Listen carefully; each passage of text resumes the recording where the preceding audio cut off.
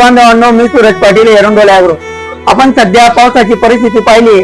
जास्त पाऊस झाल्यामुळे आता सध्या शेतीमध्ये ज्या शेतकऱ्यांची मक्का लागवड झालेली होती त्या शेतकरी बांधवांना मक्यामध्ये लाल मक्का पडण्याचं खूप जास्त प्रमाण आढळत आहे. तर अनेक शेतकरी त्यामुळे खूप जास्त परेशान आहे. त्यामुळे शेतकऱ्यांसाठी एक छोटासा व्हिडिओ बनवतो. शेतकरी बांधवांनो, ज्या शेतकऱ्यांची मक्का लागवड झालेली आहे आणि त्यांच्या मक्यामध्ये तुम्हाला लाल प्रकार आढळतोय किंवा तांबडा प्रकार आढळतोय, तर तो फक्त जास्त पाण्यामुळे आहे. तर ते जास्त पाणी झाल्यामुळे त्या मक्याला तो प्रॉब्लेम येतोय. आपण जास्तीत जास्त त्या पाणीचा निचरा करण्याचा प्रयत्न करायचा आहे. नंतर त्यासाठी आपल्याला एक सोल्युशन आहे, बायो संजीवनी म्हणून एक ट्रायकोडर्मा आणि सुडोमोनास हे दोन प्रकारचे बुरशी याच्यामध्ये आहेत. त्याच्यानंतर हे निर्मल कंपनीचा रायझामेका हे पण आपल्याकडे प्रोडक्ट आहे.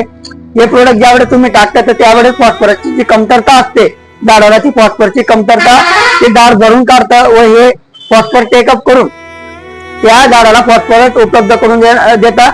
त्यामुळे मक्याचं जे लाल पडण्याचं जे प्रमाण आहे ते कमी होतं आणि मक्का आपला मोड स्वरूपात येतो व चांगल्या क्वालिटीला दिसून येतो.